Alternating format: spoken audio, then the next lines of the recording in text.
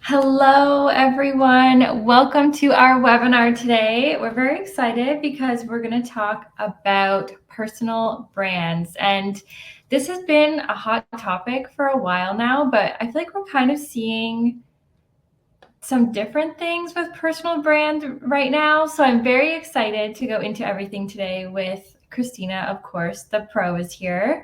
And we were actually just talking about Paris because Jesse, who's in the chat, is in Paris, which is very cool. So let us know where you're joining from today, because as you know, we're always so nosy and we want to see. So let's see. We have Vancouver, Milwaukee, New Brunswick, nice. Ohio, Toronto, Phoenix. I love it.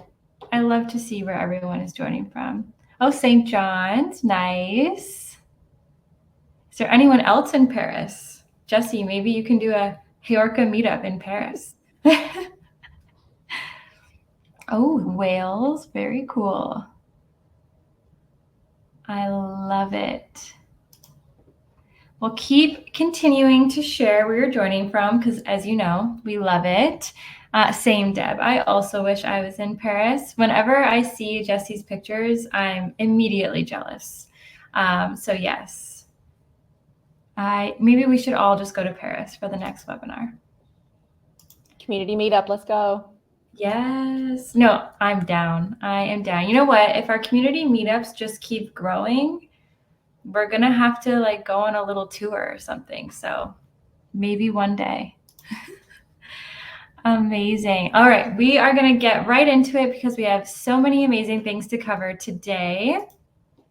And if you found this webinar maybe on LinkedIn or maybe someone sent it to you and you're not quite sure who we are HeyOrca. We're a social media management tool for teams and agencies.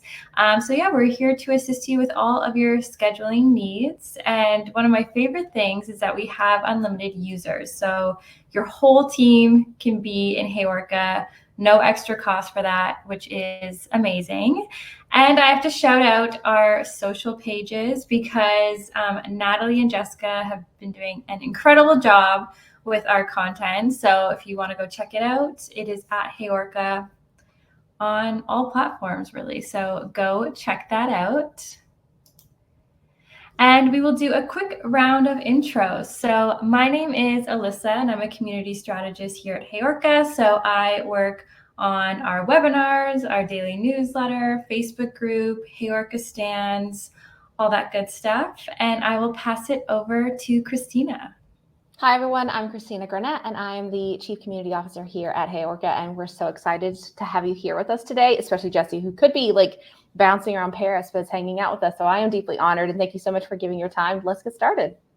Yes. And Natalie, is so funny that you said going to go to Paris, Ontario.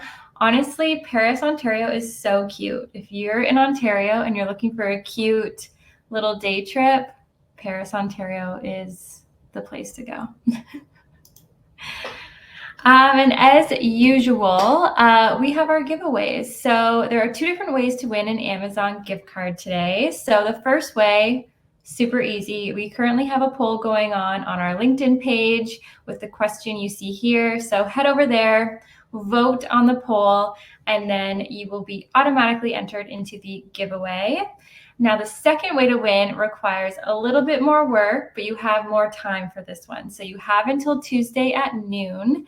And just let us know something that you learned in this webinar and tag us on LinkedIn, and you are automatically entered into the second giveaway.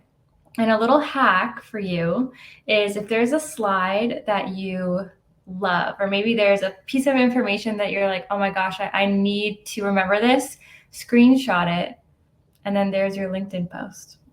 Now, that's a little hack for you. But so two different ways to win, which is exciting. And Lyle just put the link to the poll in the chat, so you can find it there. And before I pass it to Christina, I have something very exciting to show.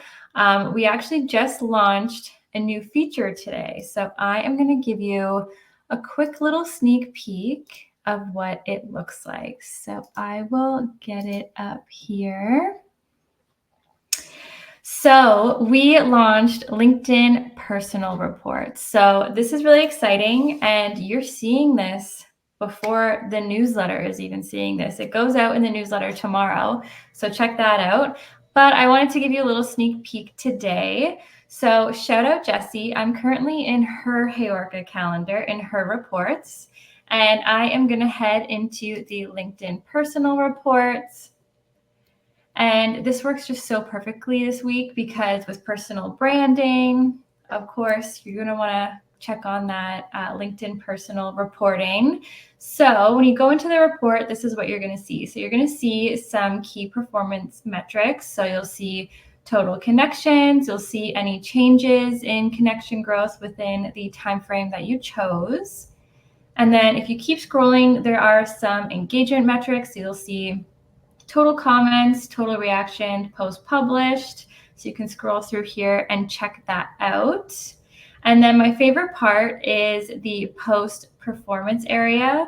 So this is where you can see within that time frame that you chose what posts performed the best. And then that can also maybe inspire the content you're going to do the next week or next month based on what did well. So shout out Jessie because she's been on a roll on her LinkedIn. So she has so many amazing posts that are popping up here. But yeah, this was just launched, so very exciting. And this is for HeyOrca Pro accounts. So if you have a Pro account, definitely check that out. And yeah, you guys saw it first. It hasn't even gone out in the newsletter yet, so we had to show you. But I will now pass it over to Christina, who is gonna take us through. I've seen her slides and it's amazing. So I'm very excited to hear about it. So thank you so much for your time. I'm Christina Garnett, and I'm excited to talk to you about personal branding. I know that there's a ton of personal branding content out there. So I'm hoping this is going to be a bit different than what you're traditionally seeing, but also this is going to be a safe, candid place. So feel free to put your thoughts in the chat. I'm going to be asking questions that some are going to feel kind of random, but that's all going to make sense in the end. So I hope that you will join me on this. So we're going to talk about personal branding 101. We're going to talk about what it feels like and how that helps you build a brand that actually feels like you. We're going to talk about the personality hire advantage, which is what I see all over the place on LinkedIn. We're going to talk about boundaries. I think a lot of people don't talk about boundaries enough in personal branding. I think it's something we absolutely need to think about. We're going to talk about cheat codes. And then at the very end, we're going to build your own brand framework, which is specifically going to talk about how we can make something that is unapologetically you. And we also have a ChatGPT prompt for you to kind of personalize and make your own so that you can really kind of tap into what's going to work for you. I love this comment from Michael. Is Christina going to make us all cry with self-therapy? I'm not. This is a good place. There's going to be some nostalgia, though. There'll be some nostalgia. So no crying, though. I promise I'll be on my best behavior. So the thing I really want to stress is that whether you are doing anything with intention, whether you're purposely posting or anything else, if you are on social at all, you already have a personal brand. It just may not be what you think it is, but people are already thinking something about you. When they see your name, it could be that they worked with you in the past. It could be that they love your content because it always makes you smile. Whatever that looks like, you already have that. So this should help you really come from a place of intention and strategy so that you have a stronger footing as to what does this actually look like. So the thing I want to stress with this is that when we talk about personal branding, a lot of what we think about, and especially if we're on LinkedIn as much as I am, is that you actually are seeing things and it's like, oh, it must mean that I want to be a creator or an influencer, or I want a brand deal, or I want to get the bag, so to speak. Not necessarily. It actually isn't that, because it can be so much more than that. So when we're talking about a personal brand, it doesn't need to be influencer content. It doesn't need to be a sizzle reel that's like highly edited where you're perfect and filtered and everything like that. It's also, most importantly, not your job title. Because as we've seen with the economy, with people losing jobs and people struggling and people trying to figure out if they should pivot, your personal brand should be you. And if it has a part to play in your job, that's great, but your job should not be your entire personality. Therefore, it should not be your entire personal brand. So how can it be a part, but not the whole? And so that's what we're really going to focus on. I just want to point one thing out. I know we had a question about closed captions. So the way to turn that on is going into your browser settings. I think Lyle in the thread said how to do it. So if anyone's looking for that, check out that thread and you can turn it on that way. So the thing I want to stress is that if you've been on LinkedIn, and here's your first question, is do you hate going on LinkedIn because it looks like everyone's doing the same thing? Everyone's saying the same thing. Everyone's talking about the same controversial topic. It's just a lot of the exact same energy through the entire scroll. Yes, no, maybe your feed is very different than mine. But for me, it feels like everyone's playing the content game. Everyone's playing the here's this thing that I yelled about, and so now I'm featured in an article. Or I can't wait to say how everybody's doing this wrong. But everyone is playing the bait game. Here's my hot take. LinkedIn is really difficult right now. I see you, Court. I'm really struggling too with LinkedIn because it's so hard to be on there and be like, I don't want to be a part of this. This is not how I think, or this is not the kind of engagement that I want. And so when I am thinking about a personal brand, it needs to be you. Now, if you're like, Christina, that's great, but I want immediate engagement, then post your dog. Yeah. Post your dog. Post your hyper positive toxicity about like, you can do it. If you're seeing this, you can do it. But that is not necessarily you. And that is not necessarily going to really resonate with the people who get you. There's an article, and I need to send y'all the link to it, but there's an article in Substack I read a couple days ago, and I shared it on LinkedIn. And it's about the power of not having to be liked by everybody. Since we are all trying to get engagement, we're all trying to get followers, we're all trying to get reach, we're all trying to be known. We are trying to like really put all of our eggs in one basket that we think is going to get us that much reach. And what we're doing in the process is we're watering down our individuality so that we can be liked at scale. But the people who are going to like that part of you don't like you for you. They like this perceived baity kind of version of you. And so these are two clips that I absolutely love. We're not going to play them, but the first one is anybody can make a margarita. Anybody can post on LinkedIn. Anybody can have a controversial hot take. Absolutely anybody. But what makes you different? Because it's not a personal brand if everyone's copying and pasting each other. That's just like all of us cosplaying as bots on LinkedIn. And I personally don't want to be a bot. I don't want bot energy. I don't want to feel like I'm jumping on a bandwagon to talk about things like everybody else. If I don't have a very clear perspective, I don't love that you're doing this wrong messaging either. If you're doing that, it's just, is it really true to you? Because if it's not true to you, then you're attracting people who don't really resonate with the person that you actually are. And so you are anybody making a margarita. The second TikTok, and I don't know if y'all saw this, it went viral, but it was this woman went to an influencer event. And when she got there, every single influencer there was wearing the exact same outfit.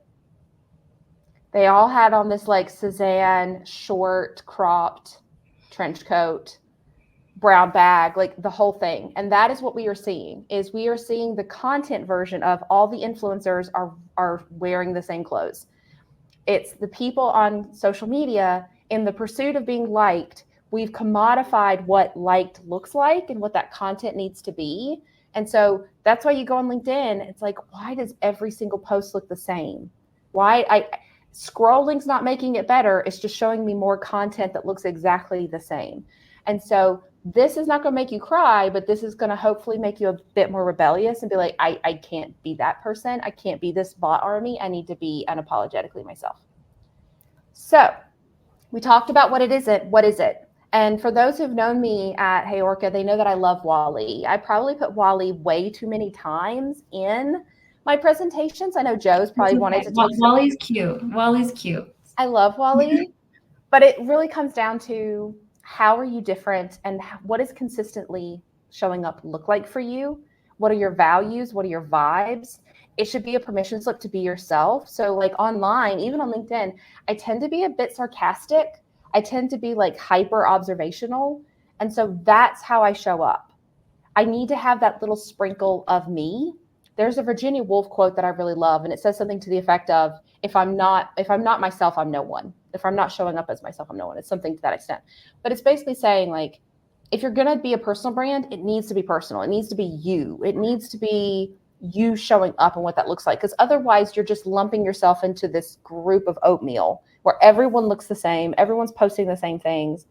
And no one stands out that way. You will not stand out that way. You might get some lift, but what are they going to know you for? Because you were like the 100th social media marketer today that posted a meme? What does that say? Does that really say and leave people with the thing that you really want? And yes, I am exhausted of the Jet2 holiday thing. It's past. It's done. It's done. It can retire. So the personality hire advantage. This is a way that you can actually tack on the trend that I'm seeing on LinkedIn, but do it in a way that is for you. So the best way to get engagement on LinkedIn without acting like absolutely everyone else is to act like a personality hire. So when you're on LinkedIn, whether you like this or not, whether you're trying to get engagement, whether you're trying to get a job, we are having this energy. Pick me, choose me, love me, let the algorithm help you find me, and I want to be the content that you like. But what we really need to think about is how we are showing up. So what is the fun version of you? What is the personality hire of you?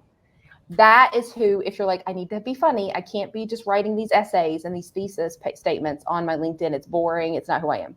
You don't have to do that. You don't have to like write a doctoral thesis on a social media trend. You can show up though as the personality hire version of yourself. So what does that look like? So who are you in your office? Are you the person that like, they've always got the good gossip? They're the ones who always know what's happening. They're the ones who I know are going to want to laugh during the meeting and might have to turn their camera off. How are you? What are you known for? Why do people want to hang out with you? So like, great example was someone commented about Jessie being on the roller coaster in the interview versus the interviewee. I'm sure that's going to come up again. There's going to be those kind of vibes in future content because they found something that like meshes well with who she is. So Court, you're the, Amy, you're the one with a stash of snacks. Great. So like, do you have a snack that you're like, it's a particularly stressful day, so this is going to be my snack of choice? Or if I'm preparing for something, this is how I make sure that I have enough snacks for me. Like, you can have a fun way of doing it. So like, what is your persona? Which Hello Kitty are you? You can be all of these, but which Hello Kitty are you? What do you want to be known for, or what are you known for? It's a really great way for you to really kind of zero in and figure out what you want to be. Because at the end of the day, the personality hire, I know personality hires who don't do any work. They don't do any work, but they are fun to be around, and so they coast. I've also met personality hires that are workhorses. They can do the work of 10 people and still be the life of the party. So it isn't necessarily a bad thing, but it's how you are perceived. So thinking about that in context of like, how are you showing up as a personality hire, as yourself, is huge. That's going to be the way that you show up. I love this reminder because I feel like with LinkedIn, your mind automatically goes to like, this is a very like a place you can't like laugh, or like it's very professional, and like you kind of forget like it's okay to let your personality shine or talk about something that you are like passionate about. Like, I'm calling Jessie out again with her Broadway content. I love it because it's a fun way to show off her interest, but then she like ties it back into like marketing somehow. And I love that because then you feel like you know more about Jessie because she's talking about Broadway. So I think it's a good reminder because I forget that all the time when it comes to LinkedIn. I'm like, oh, how am I going to write this to sound good? But it's like, the less you think about it, the better. Absolutely. Yeah. So thinking about this, and I'm glad that you brought that up, because when we show up and we go from like, this has to be a very stiff place, we have to only celebrate our wins, we have to start a conversation or a post with like, I'm so honored, ... We've gotten to the point where we realize we should be more human on LinkedIn, but we have over indexed on that. So we have to talk about boundaries. In the chat, you don't have to mention any names, but have you ever been scrolling on your LinkedIn and be like, I never needed to know this? Absolutely. Or you could not waterboard that information out of me. Or please bring back secrets. There's content on LinkedIn that I'm like, I don't need to know about your third child's cousin's birthday party, but a dog died on site and it taught you how to be empathetic. Like, it's wild. It's absolutely wild. We have gone from, people's birth stories. We've gone from you need to be human and vulnerable to we have weaponized vulnerability to the point where, like, I know not all of you are going through like this massive depression at the same time, but like you'll go on LinkedIn and be like, are we all having a midlife crisis at the existential crisis is here. It's weird. It's very weird. And if a couple people do that, or if you do it once or twice, it's like, oh, because people will rally for you. But if you do it a lot, it feels like the girl who cried or the boy who cried wolf. And so you need to figure out what your boundaries are. So like for me, I live on the internet and my Instagram is private. I only let like close friends, things like that be attached to that. When it comes down to it, I will talk about my kids, but very sparingly, but I will not take pictures of them or show them unless it's on like an Instagram. They have no business on my LinkedIn. Unless I'm hiring them to work for my company, they don't need to be on my LinkedIn. Thinking about what that needs to look like for you, and not everyone's boundaries are going to be the same. You might want to share more, and that is absolutely okay. But you need to figure out where your boundaries are. Your boundaries could be, I'm not going to talk about my family. I'm not going to talk about politics. I'm not going to talk about something that's not in my vertical. Whatever that looks like, you get to play by your own rules, but you need to know what your rules are. I find that a lot of people will go into a personal brand and you can see when their engagement drops because they start doing things they never posted before. Like someone's automatically like, you can tell their numbers dipped because all of a sudden they're sending you like gushy posts about their kids or they're talking about these things. So we really need to be thoughtful about what does this look like? Like, how do you want to show up? Because like, I love what you said, Court. You don't owe anybody anything. You don't. You get to choose what you share at all times. And if people need that proximity and access to you in order for you to be the person that you want to be, like that is a therapy session.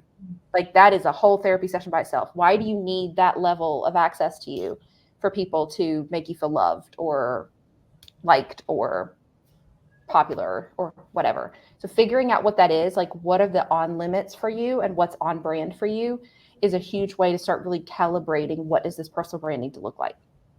I love Chelsea's comment in the chat because it's so relatable. Like when you click on a blog for a recipe and then you have to scroll through like the longest story ever. Just like War and Peace. I just want to go. Like, why is that every recipe? I will never understand. I think we've all been through the same thing then because you're just like, I just scroll till I see the ingredients. Yes. Well, also like, okay, so Cassie, you put, I normally don't post anything personal, but and proceeds to do that. I've seen a couple people start this new one where it's like, I am on vacation and I don't normally post during vacation, but I'm like, babe, go sit on the beach. Yeah. We are not fixing anything over here on LinkedIn. Not a single thing. Like, wait, honestly, rest. Yeah. It can wait. Yeah. It can wait. If it's important enough, it'll still be a necessary topic to discuss in a week. But yeah, it's weird. So choose your level of crazy on LinkedIn. Choose your level of LinkedIn crazy. Choose what that's going to look like for you. And it's going to be different for everybody else, but that's okay. That's absolutely okay. But you got to choose that for you. So now we're going to get into the cheat codes. And in the chat, I want you to share what your favorite cheat codes are once I tell you what those are. So I think some of you will probably immediately jump in and be like, I know exactly where we're going. So have you ever described yourself to somebody with something that is important to you? It could be your DISC assessment if you're at work. It could be your Myers-Briggs. It could be your Zodiac. It could be your whatever Harry Potter, like Hogwarts house you're in. It could be which Sailor Scout is your favorite or what superhero you most like.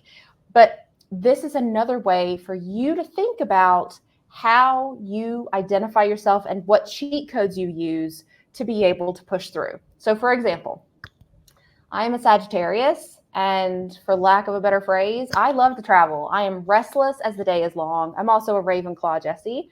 I'm an INFJ, and I love Sailor Moon. I did better in school than she did, but she is klutzy like I am. So we are together like that. But figuring out how you identify yourself, how you give cheat codes is huge, because it's going to let you know how you are signaling who you are. So when you say you're a Ravenclaw, what are you really trying to signal? When you say, like for me, I love the Scarlet Witch. I'm a big, massive Wanda fan. I'm also in the DC world. I love Barbara Gordon. I am a Batgirl fan. But what does that say about me? That is my favorite. That's how I identify. So when you're thinking about your personal brand, this is also a really fun way for you to tap into what are your cheat codes. So figuring out what are your individual cheat codes and what does that say about you is going to be a really easy way for you to start constructing what this overall vibe, feeling, persona for yourself is going to be. So I'm loving all of the cheat codes in the chat. So is anyone feel comfortable, and it's okay if you don't, but does anyone feel comfortable if you said what your cheat codes are? How are you comfortable saying what that means for you? What are you actually saying when you say that you are this sign, or you're saying that you are this Myers-Briggs, or this Hogwarts house, or this Sailor Scout? What are you really saying about yourself?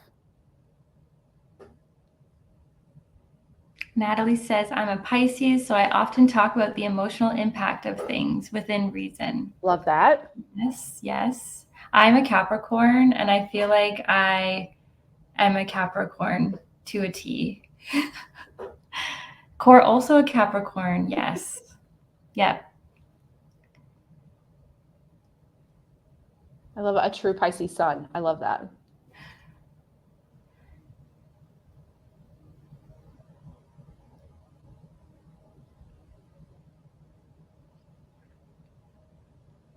Love it.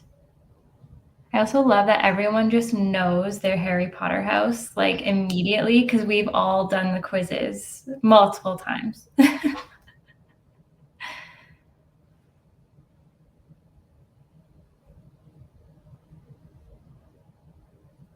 love it. So many good things here. Thank you, everyone, for sharing. So here we're going to bring all of this together. So now we're in the building phase. So if you want to take notes, if you want to take screenshots, if you want to do that, like here's your time. Here's your homework. For the rest of this, we're going to be actually building out what this looks like for you. So for your personal brand framework, we are going to deep dive into what does this actually look like for you. So we're going to build the framework for your personal brand. So what do you want to be known for? That could be a topic, it can be a theme, it could be work, it could be whatever it is, but what do you want to be known for? And you can put it in the chat as well as write in your notes. You can share as little or as much as you want. Like I said, boundaries are important. So if you don't feel like sharing, that's okay too. But what do you want to be known for? Jesse, I want to be known for marketing, musical theater, and travel. I think you've successfully done that. Yeah, you are successful with that. And Jen, you are also very successful with your photography on LinkedIn. Like when I think of Jen, I think of photography because I love all your posts. Thank you for joining us, Shanice. I'm so glad you got to see this first part, but we're recording it, so you'll be able to watch the rest. But thank you for joining us. All right. What is your brand voice? If you are a marketer, you have done brand voice for other clients. You've probably never done it for yourself. What is your brand voice? Are you funny? Do you use punctuation? Are you an em-dash or an ellipse person? What does that look like for you? What is your brand voice? Are you funny? Are you snarky? Are you serious? Are you the smartest person in the room? What does that look like for you? I love that because that's so true. Like you make a brand voice for your brand, but you never really think about it for yourself. Yep. So yeah, that's a good one to think about.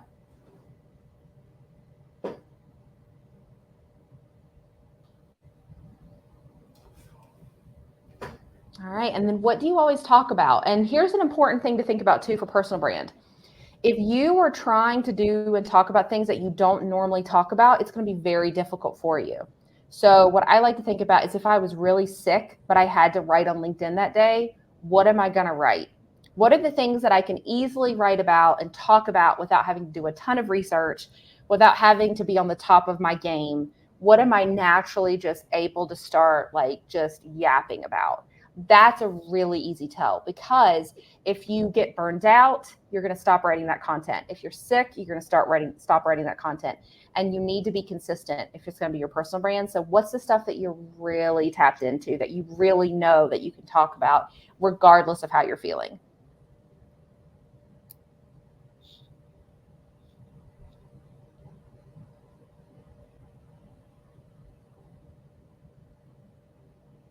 Jacqueline says, I like to write fantasy short stories. How can I incorporate that into being known for marketing in the medical industry? Okay, I love that. So the main thing would be, the thing about storytelling is that you have to be able to paint a picture. And a lot of storytelling will also have to do with emotion. And so when you're talking about marketing, especially in the medical field, a lot of people feel detached right now in marketing and with the medical field. They don't feel represented, or they feel like people don't get them.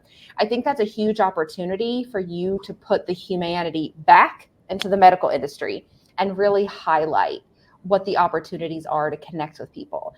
Another thing too is that if you can write those stories, then that means that you can also write stories about the challenges in the industry. You can write the stories about the people and the humans on the ground that are impacted by things that are happening, by news, by things like that. But I think there's something really beautiful and powerful for marketers who can tell a good story. And so you can make people care, you can make people pay attention, and you can make people, especially in fantasy, a lot of fantasy is about thinking about a better world. And so I think that that's absolutely a superpower that you can tap into. But figuring out, like, how can you translate the beauty of storytelling into the medical industry? I think that's definitely something that you could tap into. All right. What do you never post about? Ever, ever, ever. I'm not going to talk about politics. I'm not going to talk about this. I'm not going to talk about that. What are we not talking about? Natalie, sports, same. All right. I want to talk about Kayla. So Kayla, what if we're multi-passionate? I want you to talk about all of it. There's something really beautiful about multi-passionates. I'm a multi-passionate. So especially if you follow me on Twitter, you'll know that, like, I love sports. I also love nerd stuff. I love video games. I love entertainment. I love marketing. I love news. If you are multi-passionate, lean in. Lean in. It's very easy to fall into the trap of feeling like, if you're multi-passionate, that it feels like it lacks direction. It doesn't lack direction. It means that you have significant scale with the things that you're passionate about. You contain multitudes, literally. So tap into that. Really figure out. And if you're unsure of how to do it, then what I would do is figure out what the invisible thread is. So out of all the things you're passionate about, what is that one singular thread that goes through all of it? It could be empathy. It could be emotionality. It could be storytelling. It could be helping people. It could be whatever.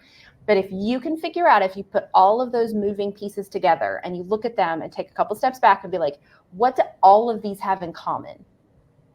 If you can tell that story, then you can post about any of those things, because you've been able to foundationally explain why they all matter to you and why they all are connected in some way.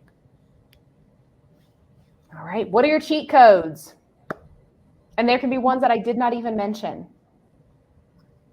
But what are your cheat codes? It could be like the major that you were. I was an English major, and I joke that I am every single stereotype of an English major stacked up on top of each other wearing a trench coat, because I am.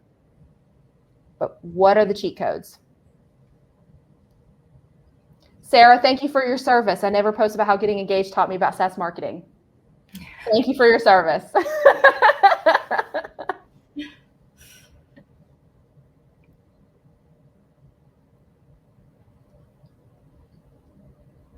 All right. Okay. And then, yeah, sorry. Oh, sorry. I was just going to say, we do have one question here that was from above. Kathleen says, I have fallen in the mom role. I just graduated from college and it's where I fall. Should I try and change, or should I lean into it? It depends. Do you hate it? If you are the nurturing mom type, there's definitely an opportunity. I would reframe it. is you are like the leader. Because I feel like if you look at leaders and you look at moms, they do the same thing. They make sure everyone else is doing what they need to do. They make sure everybody's covered. They're protective. Like you could easily say like all the stuff that makes you the mom is the stuff that makes you a good leader. So it's not like you need to like not lean in or pivot, but you need to reframe it. So like I would reframe it into leadership, but also like if you love being the mom, that's cool too. But it really depends on like your personal feelings about it. Is if it's like, do you like being known as that? And if so, great. If not, is there a way to reframe it before you have to take like a sharp left or right? But that comes down to people come to me for. Why do people come to you? When someone sees you in the hall and can't wait to talk to you, why were they so excited to see you? It could be that you are the mom, that people come to you when they need things. It could be that they know that you're the person who's like, I always get it. It could be I'm the person who I know what the answer is, or I'm going to be able to figure it out. I'm the problem solver, whatever that looks like. But figuring out how and why people come to you is definitely an opportunity. But figuring out what that looks like, and then what feels do I want to evoke? So when you see content on social, and this isn't a LinkedIn thing, this is everywhere, they're usually trying to convert you by using an extensively strong emotion. So rage bait works because the feeling that they are triggering for you is anger. And that anger is so intense that you're going to be likely to go into the comment section and yell at them. You're going to quote post about it and talk about like, and basically correct them in front of everybody. But either way, they're getting engagement, they're getting shares, they're getting what they wanted. And they specifically triggered negativity and rage because they knew that that would foster behavior. Same thing with monetizing and weaponizing vulnerability. If I tell you how horrible things are, you're going to want to stay with me and you're going to want to take care of me and you're going to want to engage and you're going to want to help me. And that's not a bad thing. It's a very human need to want to help someone that's in need. But that can't be the only feeling that you are evoking, because eventually people will be like, child, I'm going to need you to pull yourself up. Like we can't be doing this every week. We can't be having the pity me story every week on LinkedIn. We got to do something else. So you got to figure out what feelings you want to evoke. Do you want other people to feel seen? You want other people to feel heard? Do you want people to laugh? Like whatever that looks like, how do you want people to feel when they think about you, when they see your profile online, when they see your content? And that's why memes work, actually. If you want to be the person, be like, LinkedIn and social media is just really exhausting, and I want to be the person that breaks your feet up and makes you smile or laugh. That's what a meme does.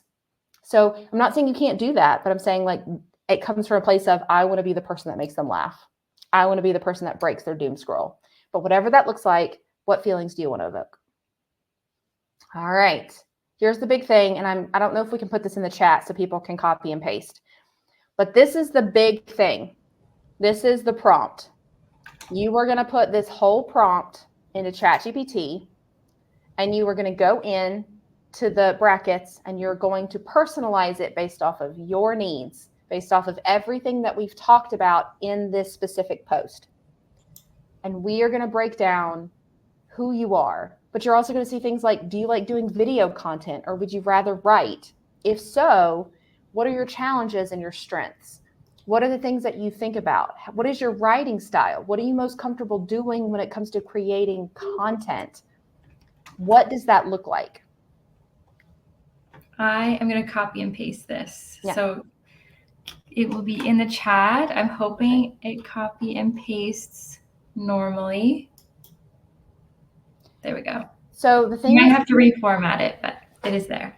So there is a question about, do you mean creating memes or just sharing them? I always just found them unprofessional. It can be either. And if you don't think that they're professional enough and you don't want to be associated with them, then that can be added to your boundaries. That's the kind of content you're not going to create. And that's totally fine, because that's just not what you were building for yourself. So that's good too. And then when you're making all these posts, you always have to connect to some sort of lesson. Honestly, please don't always have a lesson. We are tired. We have learned enough. Like every day doesn't have to be a school day. Like if it could honestly be an observation of like, you know what? Tomorrow's Friday. It doesn't have to be groundbreaking. It doesn't have to be mind blowing. It doesn't have to transform what anyone who comes across its thoughts are about marketing. It doesn't have to be any of those things. I would just say that like, it can't always be something that's like useless.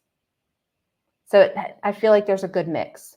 Just like you're going to have good days and bad days at work, there's going to be days when you show up and you're brilliant and you are killing it and everything you say is brilliant and smart and like impactful. And then there's going to be other days when you're just like, you're the Hello Kitty meme disassociating with the coffee.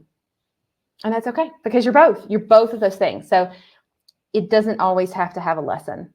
And honestly, I would encourage it not always have a lesson, because that's exhausting for the people who read it. That's exhausting for you. If you're always feeling like you have to chase this like idea that's going to change the world, it's really tiresome. And you're going to get tired of that too. Like you're going to get exhausted and you'll be like, I can't do this anymore. So figure out, like, sometimes it's an observation. Sometimes it's, so like, for example, the Sydney Sweeney scandal is going really major right now on social, but majorly on LinkedIn. You could see that and be like, I have a very clear point of view, but I'm not entering that circus. Or you could say, you know what? I think that they're just trying to be controversial on purpose. You don't have to pick a side. You don't have to have a lesson. You don't have to be a part of it. One thing I would say that is, if you're unsure about whether or not you should enter a conversation, I would always, and I've asked myself this, like, if I see something that's going viral, like, do I want to join the bandwagon? I will join, if I have a different perspective than what I'm seeing.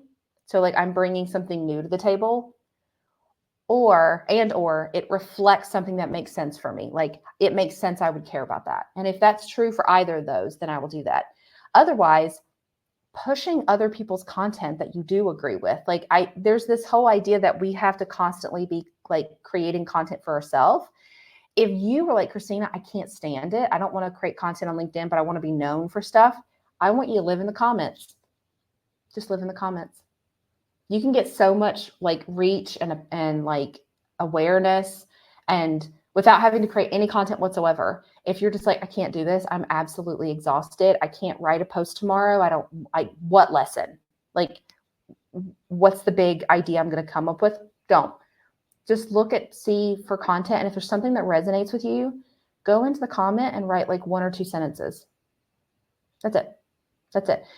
People will find you that way without you having to create something new, without you feeling like you have to like reinvent the wheel, but you're still showing who you are. You're still showing up. So if you were like, this is great, but I physically cannot do anything like this, live in the comments for a while and just spend like 10 minutes a day just going in the comments, connecting with people, liking people's comments, doing stuff like that. You will get so much more visibility than you would think just by living in the comments. And then you don't have to make the videos. You don't have to do all the things. And so that's also another way for you to tap in and also tell your FYP or your LinkedIn algorithm, like, this is what I actually want to see. Not whatever this new algorithm thing is. Like, this is what I actually want to continue to see. And so you're also hopefully helping your future experience using and scrolling LinkedIn.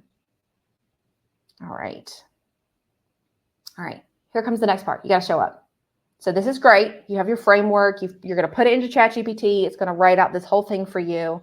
It's going to do all the things and thinking about like, what does this look like for you? But then you have to actually execute, which is tough, which is going to suck because you're going to have to show up all the time for it. It's not a one and done kind of situation where just like you wake up and now you have 30,000 followers on LinkedIn and people love you and you're a top LinkedIn voice. Like that doesn't happen overnight. That happens through consistency. And so when we're thinking about this, we need to think about, what does that look like? So what I want you to think about is, based off of everything that's in this prompt and everything that we've talked about today, I want you to brainstorm 5 different posts. And here are some templates to kind of get you started. So what's one belief you have about your industry? What's one myth you want to bust? What's one moment that shaped you? What's one helpful hint or tip? And then one get to know me post. And all of these are very stereotypical of the kind of posts that you will see. So this is tapping into stuff that we already know works. So thinking about, what could these posts look like for you? So you have this theme, you have this remit of like, what's the story you want to tell? And start thinking about, but what does that actually look like coming from you? How is it different from all the other times you've seen posts like this? So that get to know me post, that's an opportunity for you to share your cheat codes. That's an opportunity for you to share what makes you laugh. What If you have 3 different types of drinks at your desk, what are those 3 drinks? What does that look like for you? So it can be fun, it can be serious, it can be hyper professional, it can be personality hire, it can be Hello Kitty, like burning your computer, whatever that looks like. What do these type of posts look like for you? How can you start building those out? And so really thinking about what is that going to do? I am not secretly a life coach, although apparently I cosplay as one for HeyOrca. Let me see. Let me see if I've got any more.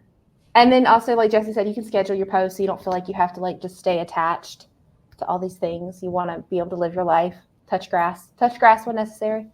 It's very, very important. And then because I am going to have to do my own thing and take my own advice, I do have a book coming out.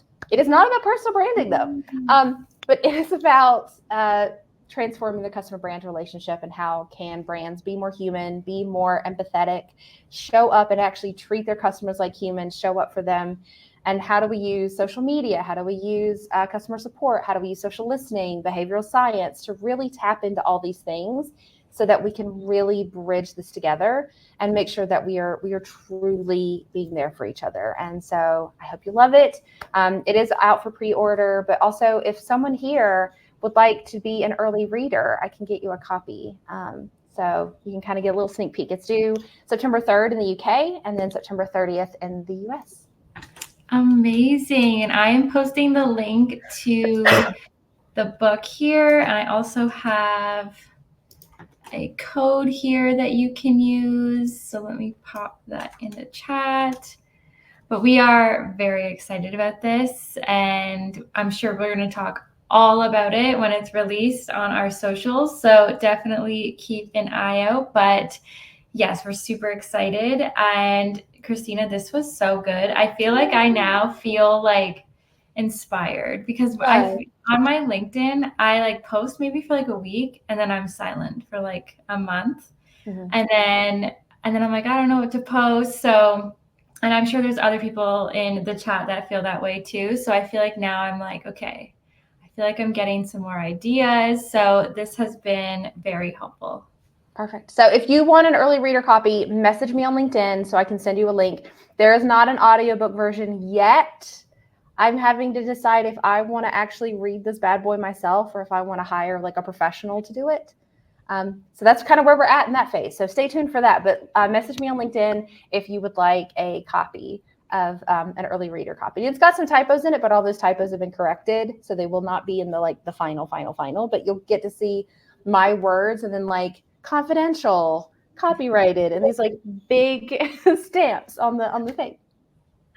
I also agree with everyone in the chat that says you would have a perfect voice for the Audible version. So thank you. I appreciate it.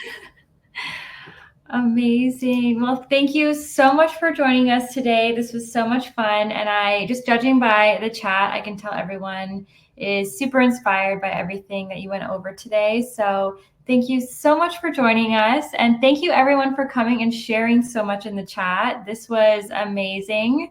And yeah, we hope to see you next week. We are doing our social media news webinar next week. So stay tuned for that if you want to learn about all the social headlines that maybe you missed from the month before. So yeah, we will see you next Thursday. Bye, everyone.